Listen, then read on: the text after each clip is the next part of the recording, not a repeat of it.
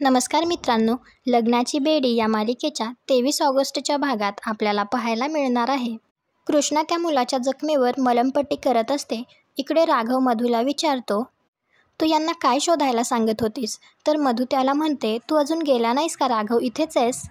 तर राघव म्हणतो, मी तेच सांगायला आलोय की मला ऑफिसला जायला उशीर होतोय, तर आपण निघू. तर मधू म्हणते, ओके चल ना निघू. तर राघव लगेच म्हणतो, हो जाऊ, पण आधी तू माझ्या प्रश्नाचं उत्तर तरी दे. त्यावर मधू लगेच म्हणते, कोणता प्रश्न? राघव परत एकदा विचारतो की तू यांना काय शोधायला सांगितलंस? मधूला मात्र राघवला काय उत्तर द्यावं ते काही कळत नसतं. तर ती म्हणते की मी यांना विनूचे ओरिजिनल डॉक्युमेंट शोधायला सांगितले होते. तर राघव लगेच त्या माणसाला विचारतो, हो सापडले का? तर तो म्हणतो, रेडी नाही आहेत, रेडी झाले की लगेच फोन करतो. राघव म्हणतो, काही हरकत नाही, तुम्ही झालं की फोन करा मला. तो मधूला म्हणतो, आपण दीक्षित सरांना भेटू आणि निघू. त्यावेळी मधू म्हणते, हो ते केबिनमध्ये असतील ना? तर राघव म्हणतो, नाही, बाहेर एक मुलगा खेळता खेळता पडला.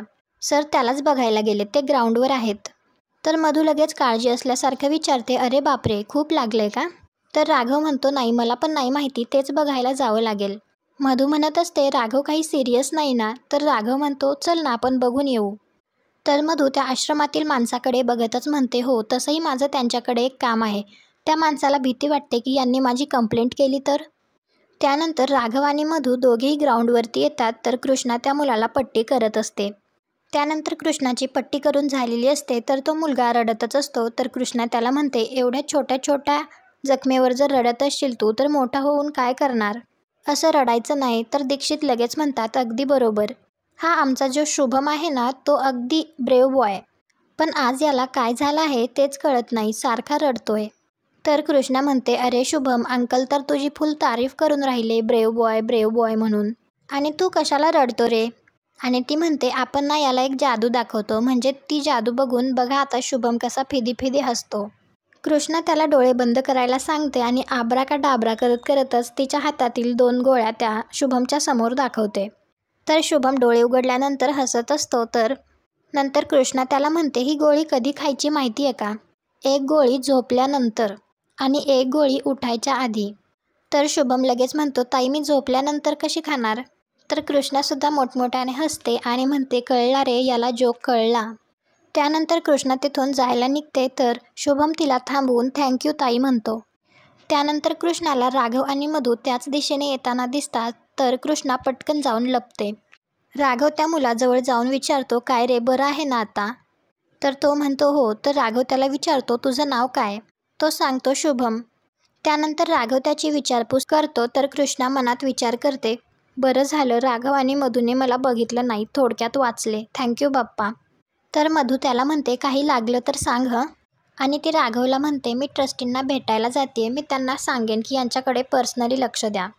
आलेच, असं म्हणून ती आतमध्ये जाते. राघव त्या मुलाच्या जखमेवरची पट्टी बघत असतो. त्यावेळी त्याला सिंधू आणि सावीची आठवण येते. सावीला सुद्धा जखम झाली होती तेव्हा सिंधूने अशीच पट्टी केली होती. तो बाजूला येऊन मनात विचार करतो, बाप्पा मला माझी सिंधू आणि सावी कधी भेटतील? त्या जिथे कुठे आहेत त्यांना सुखरूप ठेव.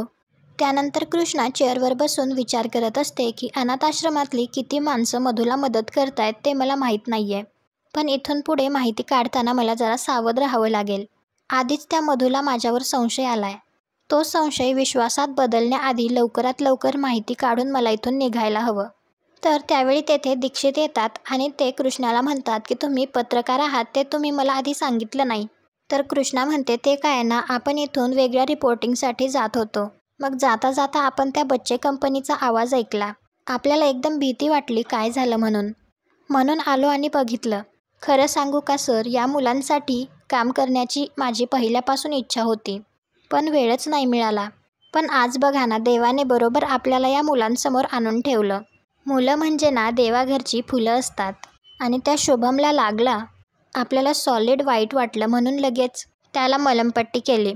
तर दीक्षित म्हणतो, थँक्यू सो मच मॅडम, तुम्ही तात्काळ आलात म्हणून त्याला लगेच मेडिकल हेल्प मिळाली.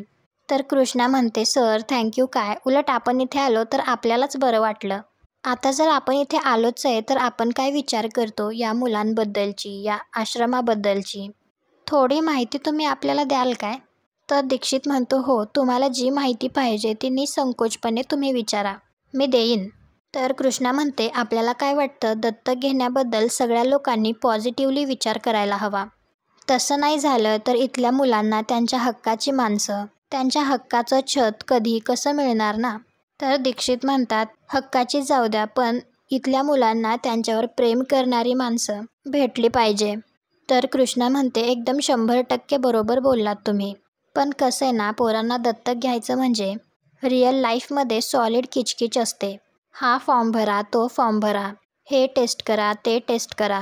त्या दोघांचं असंच बोलणं चालू असतं. तर कृष्णा म्हणते मग आता असं जर झालं तर इथल्या मुलांना त्यांच्या हक्काचं घर, त्यांच्या हक्काची माणसं कशी मिळणार आपल्याला सांगा. दीक्षित म्हणतो अगदी खरं आहे. मुलं दत्तक घेताना पालकसुद्धा अगदी जोखंदर असतात.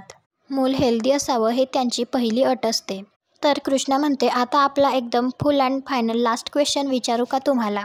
तर दीक्षित म्हणतो विचारा ना. तर कृष्णा म्हणते काय होतं, बऱ्याच वेळा ॲक्सिडेंट होतात, त्यामध्ये काही लहान लहान मुलं वाचतात. मग त्यांना हॉस्पिटलमध्ये नेलं जातं आणि मग त्यांना अनाथाश्रमात देतात. तसं तुमच्या आश्रमात पण काही झालं आहे का? आणि मग ती मुलं इथे आली तर काय प्रॉब्लेम होतो का? तर दीक्षित म्हणतो चांगला प्रश्न आहे. एकतर ॲक्सिडेंटमधून वाचलेली मुलं वेगवेगळ्या ट्रॉमामधनं जात असतात आणि त्यापैकी काहींना शारीरिक अपंगत्वसुद्धा येतं. हां, पण अशा मुलांवर आम्ही 2 प्रकारे उपचार करतो, शारीरिक आणि मानसिक. आमच्या संस्थेत पूर्ण वेळासाठी काउन्सिलर आहेत आणि डॉक्टरसुद्धा आहेत. तर कृष्णा म्हणते मग त्या मुलांची जास्त काळजी घ्यावी लागत असेल ना. तर दीक्षित म्हणतो हो मॅडम. तर कृष्णा त्यांना विचारते तुमच्या अनाथाश्रमामध्ये अशी ॲक्सिडेंटमधून वाचलेली तान्ही बाळं आलीत का? तर दीक्षित आठवून सांगतो काही वर्षांपूर्वी 2 तान्ही मुलं आली होती आश्रमात. तर कृष्णा लगेच विचारते कधी आली होती, काही आठवतं का? म्हणजे तशी काही जबरदस्ती नाही करत आपण, पण काय आठवतच असेल तर सांगा. तर दीक्षित म्हणतो 8-9 वर्ष झाली असतील. आता एक्झॅक्ट तारीख मला आठवत नाही, पण गणपतीचे दिवस होते. अगदी वर्षाच्या आतलीच 2 मुलं होती आणि त्या 2 मुलांना बाप्पांनीच वाचवलं आणि म्हणून त्यांची नावं बाप्पाच्या नावावरती आम्ही ठेवली. माझ्या बायकोने दोन्ही नावं सुचवली आणि म्हणून मला ती घटना अजूनही लक्षात आहे. दीक्षित एका फाईलमध्ये बघून कृष्णाला सांगणार असतो तेवढ्यात कृष्णाला खिडकीमधून मधू दिसते आणि कृष्णा विचार करते ही मधू तर इकडेच येतेय, मला लवकरात लवकर इथून निघायला हवं. मधू दीक्षितच्या केबिनमध्ये येते तेव्हा कृष्णा तेथून गायब झालेली असते. मधू म्हणते मी सहजच आले होते आणि आपले मॅनेजर शिंपी ते सांगत होते की आज कोणीतरी बाई आल्या होत्या म्हणून. आश्रमाबद्दल माहिती काढत होत्या, मुलांबद्दल माहिती विचारत होत्या. त्या कोण होत्या? त्यावेळी दीक्षित सांगतो ती पत्रकार होती. दत्तक मुलांसाठी लेख लिहून राहिली आणि त्यासाठीच माहिती घेण्यासाठी इकडे आली होती. तर मधू म्हणते अच्छा, पत्रकार होती. तर दीक्षित म्हणतात हो, खूप हुशार होती बरं आणि स्वभावाने सुद्धा खूप चांगली. दत्तक मुलांबद्दल विशेष तळमळ तिची मला कळाली. या युगामध्ये ही तळमळ असणं खरंच आश्चर्यजनक आहे. दीक्षित मधूला सांगतच असतात तर मधू मनात विचार करते याचाच अर्थ मगाशी जी बाई चौकशी करायला आली होती ती पत्रकार आहे. दीक्षितसोबत बोलणं झाल्यानंतर मधू मॅनेजरकडे येते. तर मॅनेजर म्हणतो तुमचं जे काम आहे ना ते अगदी माझ्या लक्षात आहे. ती बाई कोण आहे ना हे मी लवकरात लवकर शोधून काढेल. तर मधू म्हणते आता त्याची काहीही गरज नाही आहे. मॅनेजर म्हणत असतो मॅडम माझ्या घरात मी एकटा आहे कमावणारा, या नोकरीशिवाय मला पर्याय नाही. मधू त्यांना म्हणते तुम्ही थोडं शांत व्हा. ती बाई कोण होती हे मला कळलंय. ती एक पत्रकार होती. तिला आश्रमावर आर्टिकल लिहायचं होतं म्हणून ती मुलांची माहिती काढत होती. आणि एवढं रिलॅक्स व्हायची गरज नाही आहे. आपल्या आश्रमात कोण येतं कोण नाही याची माहिती असायला हवी. पुढच्या वेळी जर असं कोणी माहिती काढायला आलं तर प्लीज त्यांचा फोन नंबर, पत्ता, नाव असं काहीतरी लिहून घ्या. तर मॅनेजर म्हणतो हो मॅडम आणि सॉरी. तर मधू म्हणते आणि आश्रमातले CCTV कॅमेरा बदलून घ्या. त्यासाठी जो काही खर्च लागेल तो मी देईन. आणि त्यावेळी ती तेथून जाते. इकडे कृष्णा गोदा मावशीला फोन करून म्हणते मावशी बाप्पाने आपलं ऐकलं. तर गोदा मावशी विचारते अंकुर कुठे आहे ते कळलं? तर कृष्णा म्हणते शकुंतलाजी खरं बोलत होत्या, आपला अंकुर जिवंत आहे. आत्ता मला आश्रमातल्या ट्रस्टींनी सांगितलं की 16 ऑगस्टला 2 मुलं इथे आली होती, त्यातला एक आपला अंकुर आहे. गोदा मावशी म्हणते आई एकविरे तुझे खूप खूप आभार. हे ऐकून कृष्णा आणि गोदा मावशी या दोघींनाही खूप आनंद झालेला असतो. मी नंतर फोन करते असं म्हणून कृष्णा फोन ठेवून देते. जेव्हा दीक्षितच्या केबिनमध्ये एक माणूस चहा घेऊन आलेला असतो तेव्हा दीक्षित त्या माणसाला बोलत असतो. त्यावेळी कृष्णा गुपचूप फाईल घेऊन त्याचे सगळे फोटोज काढून घेते. त्यानंतर तो माणूस केबिनमधून गेला की कृष्णासुद्धा म्हणते, आपण विसरलोच सर, आपण एका ठिकाणी रिपोर्टिंग करायला जात होतो. तिकडून फोन यायला लागले, आपण आत्ता निघू का? थोडं अर्जंट आहे, पण आपण इथे पुन्हा व्हिजिट करू. तर दीक्षित म्हणतो, या पुन्हा, थँक्यू. तर कृष्णा हात जोडून म्हणते, थँक्यू, खूप चांगली माहिती दिलीत तुम्ही. अशा पद्धतीने मधू दीक्षितच्या केबिनमध्ये येण्याआधीच कृष्णा तेथून उठून जाते. आणि आजचा भाग इथेच संपतो. पुढील भागात आपल्याला पाहायला मिळणार आहे. कृष्णा मोबाईलमध्ये काढलेले फाईलचे फोटोज बघत असते आणि त्यावेळी तिला समजतं की तिचा अंकुर हा विनायकच आहे, जो की राघव आणि मधूने दत्तक घेतलाय. ती गोदामावशीला फोन करून म्हणते की आपला अंकुर सापडलाय आणि तो आपला विनूच आहे. इकडे राघव मधूला म्हणत असतो, कृष्णा माझ्याशी खोटं बोलू शकते, माझा अजूनही या गोष्टीवर विश्वास बसत नाहीये. त्यानंतर विनू झोपलेला असतो. त्यावेळी कृष्णा त्याच्याजवळ येते आणि अंकुरला असलेली जन्मखून ती विनायकच्या शरीरावर पाहते. तर तिचा आनंद गगनात मावेनासा होतो. तुम्हाला हा भाग कसा वाटला ते कमेंट करून नक्की सांगा. व्हिडिओला लाईक करा, चॅनल सबस्क्राईब करा, बेल नोटिफिकेशनला ऑन करा. भेटू उद्याच्या भागात.